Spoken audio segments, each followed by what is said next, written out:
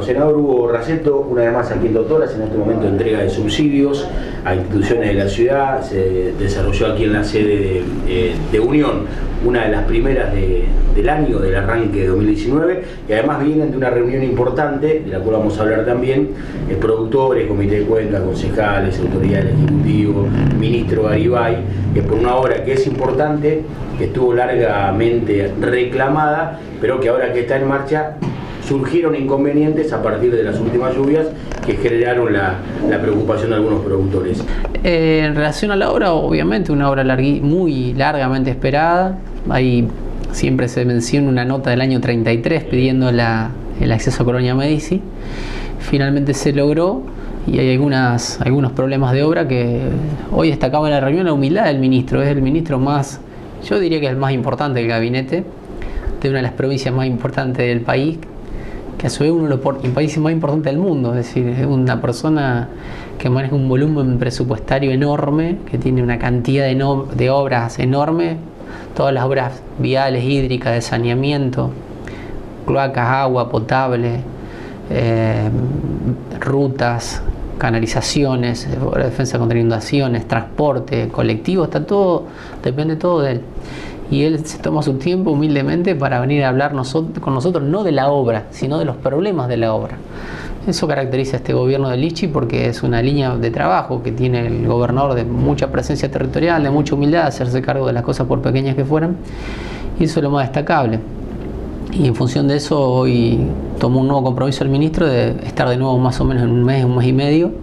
Creo que la reunión se va a hacer en Colonia Medici, para ver cómo se fueron despejando esos problemas de obra que están presentes hoy. Digamos, correcciones que debe tener la obra o problemas que fueron apareciendo sobre la marcha. Sí, hay algunos problemas que se sabían que iban a aparecer porque se están haciendo dos obras simultáneamente. La obra vial y las obras hídricas que vienen aguas abajo, el canal La Saga y la Ría, que al no llegar todavía a la 28, obviamente el agua llueve igual, y todavía no llegaron las obras. Si estaríamos con las obras de La Saga y la Ría ahí, tal vez las correcciones o los problemas serían menores. De todas formas, la obra de Colonia Medici, el mejorado, la obra de La Saga, más el trabajo del comité de Cuenca, la influencia fue positiva, más allá de que todavía siga habiendo algunos inconvenientes de anegamientos. De no haber existido todo esto, hubiese sido un caos con las últimas lluvias. Mira, eso, si nosotros nos ponemos a pensar que llueven 100 o 200 milímetros, el otro día en Armstrong, la lluvia más grande de hace 3 o 4 meses, creo, no sé cuánto, llovió 170 en un rato. Sí.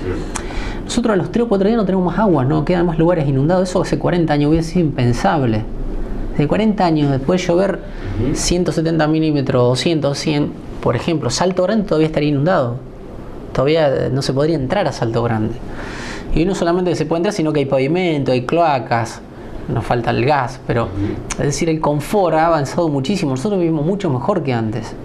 No sé, es impensable que después de 150 o 200 milímetros nosotros los 2 o 3 días no queda agua de inundación. Obviamente quedan campos con charqueados. Entonces, desde el punto de vista del avance, sí, obviamente se ha avanzado muchísimo, y por eso aparecen los detalles. Antes cambia el paradigma. Antes el problema era la obra, ahora son los problemas de la obra. Entonces, obviamente que cambia.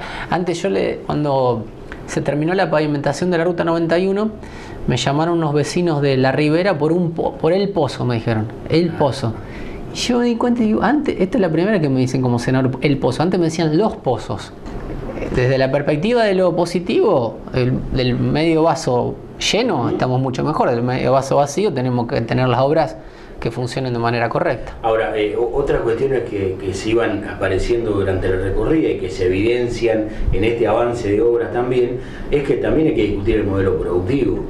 No va a haber obras que alcancen si se sigue produciendo de esta manera, más allá de la rentabilidad, de los números, de los recursos del país, sin meter en esta discusión el tema de lo ambiental, que es otro tema de tensión y de conflicto en estas regiones, ¿no? Sí, totalmente, estoy totalmente de acuerdo, pero no es un tema que pueda abordar la provincia, mucho menos un municipio, ¿no? Esos son temas macroeconómicos, que lamentablemente no son macropolíticos, o sea, son macropolíticos, no sé, pero son macrofinancieros, ni siquiera económicos, son macrofinancieros, ¿no? Es decir, si uno tendría la posibilidad de decidir qué quiere hacer productivamente con Argentina, seguramente no resolveríamos nadie hacer parar a Argentina solo sobre un monocultivo. Yo creo que como lo hemos hablado un montón de veces, a lo mejor la gente no me escucha, yo soy repetitivo. Hay un libro que es formidable, que es de Eduardo Galeano, que se llama Las venas abiertas de América Latina, que es un recorrido histórico de cómo fueron sucumbiendo los países por haber sustentado su prosperidad en base a una monoproducción. Venezuela con el petróleo, que no es una historia, no hay que leerlo a Galeano, lo que pasa hoy con Venezuela, es decir, hace 2 o 3 años el barril de petróleo valía $1.150, creo, y hoy vale 50. ¿Y qué pasó con Venezuela? O sea, esta mañana fui a visitar la obra de tribunales a Caña de Gómez y me atendió una venezolana. Sí, pero porque, más allá, no quiero discutir políticamente, pero debe haber tenido que ver que el barril de petróleo estaba a 150 y ahora está a 50. Venezuela con el petróleo, Cuba con el azúcar, Colombia con el café, Perú con el guano, Bolivia con la plata, Argentina con el quebracho. No tenemos que ir tan lejos. Brasil con el oro y con el petróleo.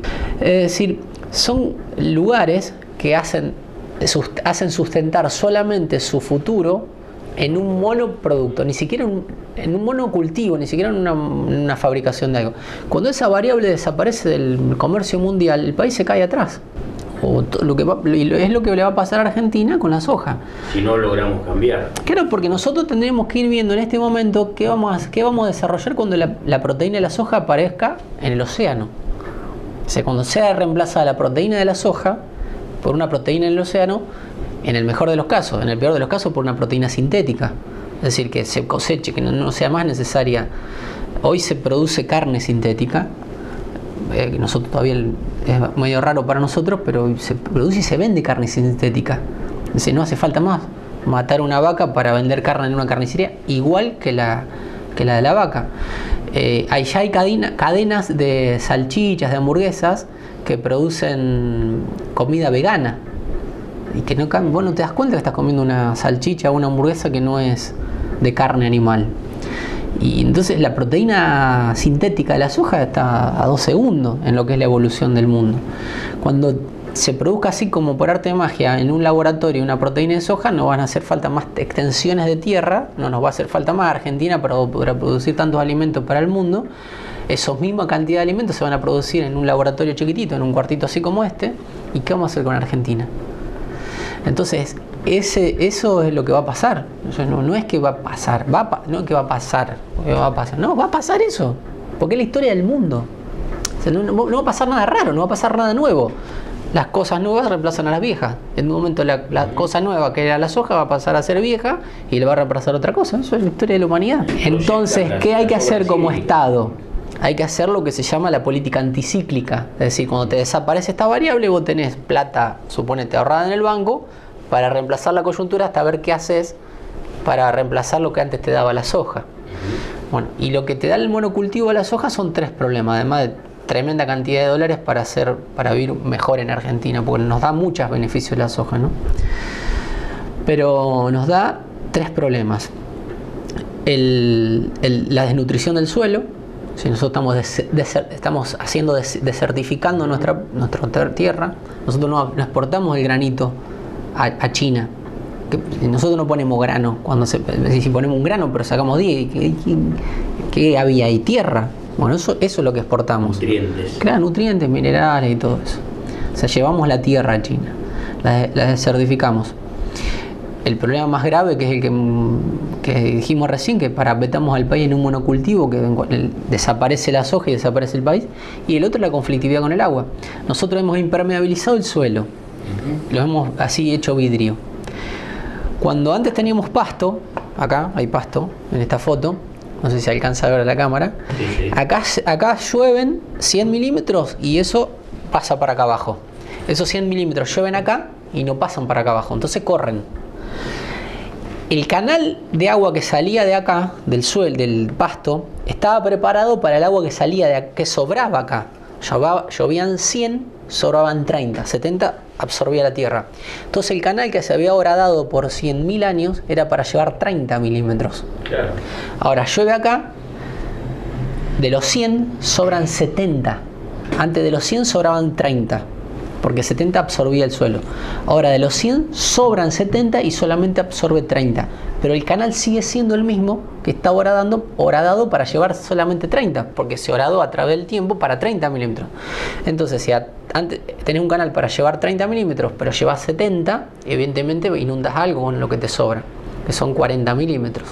Eso es lo que pasa. Hay conflictividad con el agua, porque los suelos están preparados, los canales, toda la red hídrica horadada por el tiempo, por 100.000 años, está preparada para llevar menos agua de la que sobra, porque antes sobraba menos porque había más pasto. Eso está totalmente, obviamente, científicamente calculado. Es increíble porque no es solamente que te permite que infiltre más para abajo, la planta transpira. ¿Qué quiere decir? La planta nace del suelo. Entonces el agua que va abajo la sacan las raíces y la vuelven al medio ambiente a través de la evapotranspiración de las plantas. Hay mucha agua que no, de esas 70 milímetros que iban abajo, no es que se iban solamente a las napas, a las napas de agua, no. Mucho de eso, no sé si el 50% o más, volvía a la condensación, lo que fuera, por la evapotranspiración de las plantas. Al sacar las plantas, no se evapotranspira más, queda más abajo o sea, no chupa más porque está sobre el agua, que no absorbe más la tierra, y además queda arriba, escurre por lugares donde no hay capacidad para escurrir, y además obviamente está mucho más vidriado el campo, porque el suelo en el 70% del año hay tierra y no hay rugosidad en el suelo para que absorba. Totalmente. Y eso, a ver, tendrá que tener correcciones desde legislaciones también, eso está en el debate. A ver, si el sector productivo no da un giro, tendrá que ser por ley la obligatoriedad de producir de determinada manera. Sí, bueno, yo hice un proyecto de ley que es de uso del suelo y que obliga a determinados lugares a que tienen que cultivar sí o sí cultivos alternativos. Pero después, viste, siempre chocas con el tema de la plata, porque el productor agropecuario debería ser subsidiado. Sí, bueno, el proyecto de ley establece que vos subvencionás al productor agropecuario, pero tenés que generar el fondo. O sea, siempre los problemas terminan siendo financieros, porque el productor agropecuario, ¿por qué no va a sembrar el pasto de nuevo si le conviene? Lo va a sembrar.